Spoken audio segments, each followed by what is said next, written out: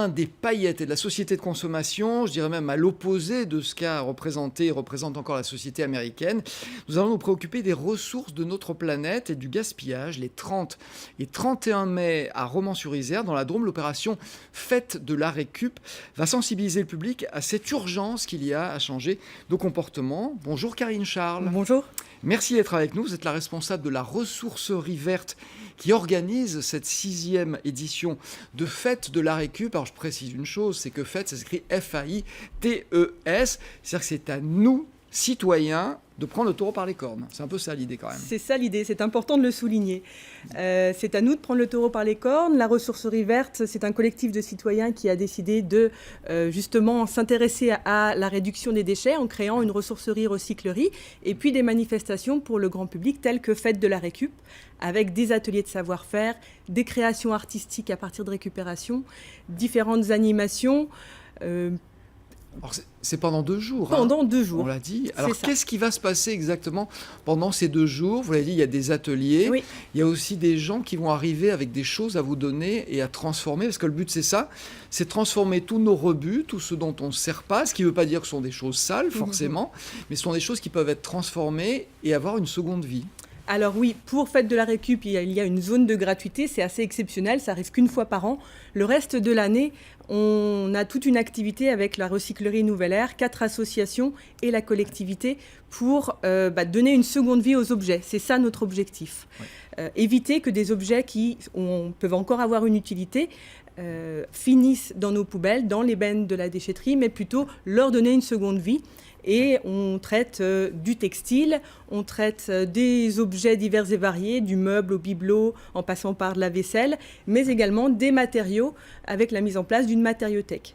D'accord, on l'aura compris, ce ne sont évidemment pas nos ordures, celles qu'on met tous les jours à la poubelle. Là, il y a un recyclage qui est effectué au moins pour une partie d'entre elles, mais ce sont ces objets dont on ne sait plus quoi faire, qui remplissent les greniers et qui peuvent faire plaisir à des gens. Alors on voit quelques images là qui viennent de chez vous, ce sont des stocks que vous recevez?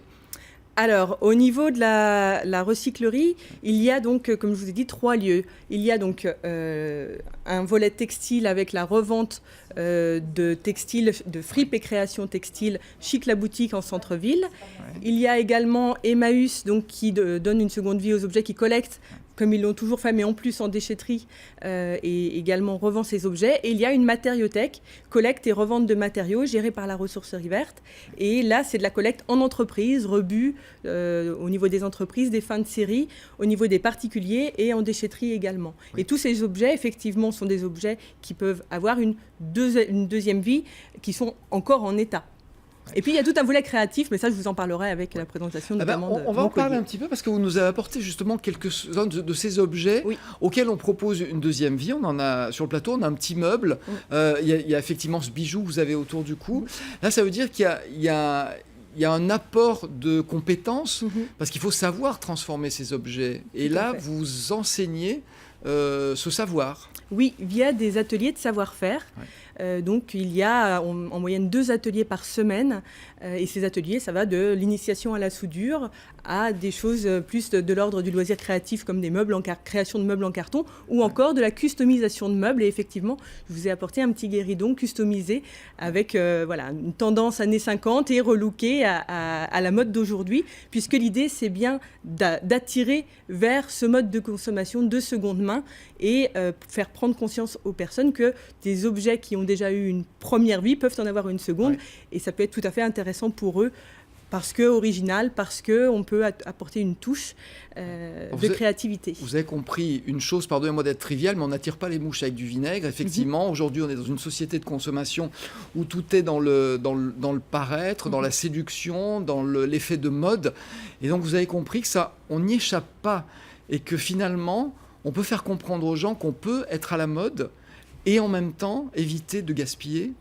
Oui, effectivement. Alors, nous, notre objectif, c'est effectivement... C'est pas que ça. C'est pas que ça, mais on chemine avec les personnes. Mais on les prend effectivement là où est la majorité de la population, c'est-à-dire attirés par de l'objet de qualité, beau, avec une originalité, et puis amenés à réfléchir sur, tiens, finalement, je consomme un objet qui a déjà été utilisé, ça fait changer les modes de consommation pour ensuite réfléchir plus largement à tiens, pourquoi cette société de gaspillage aujourd'hui, comme vous l'avez dit, pourquoi autant de déchets, et on les accompagne par nos différentes actions, et d'où l'intérêt de coopérer à plusieurs acteurs pour amener les gens à changer leur comportement, à changer leur mode de vie et de consommation. C'est bien ça notre objectif. Alors, vous dites une chose importante, effectivement, on part des objets, donc des choses de la vie quotidienne, et c'est une façon d'attraper les gens et de leur faire prendre conscience d'une chose, c'est que c'est notre mode de vie en entier qui est à revoir. Oui, c'est bien là notre message. C'est un autre travail aussi qui se fait dans la durée, j'imagine. Qui se fait dans la durée, et nous, on a pris le parti de ne pas être dans un discours moralisateur, parce que je ne pense pas que ça puisse fonctionner. Oui, il y a un moment où ça passe pas. Ça passe pas, mais plutôt par le plaisir. La consommation est trop forte. Voilà, le plaisir de faire, le plaisir d'avoir un objet, encore une fois, de qualité, unique, avec de la créativité, et par ce biais-là, et par non pas quelque chose de négatif, mais plutôt de positif. Faites-vous plaisir, faites avec d'autres, apprenez des savoir-faire, trouvez l'objet, chinez l'objet unique, et par ce biais-là, amenez les gens à réfléchir à leur mode de vie et de consommation. Oui. Alors sur un plan concret, effectivement, on vous apporte des objets où on vient vous aider à les transformer. Ces objets sont revendus ? Les objets sont revendus donc par la plateforme d'insertion par l'humanitaire Chic la boutique, au niveau textile, Emmaüs, la ressourcerie verte Sa Matériothèque. Ils sont revendus et en fait on a créé 19 postes de travail depuis un peu moins de 2 ans pour le développement de l'ensemble de ces filières et de ces activités.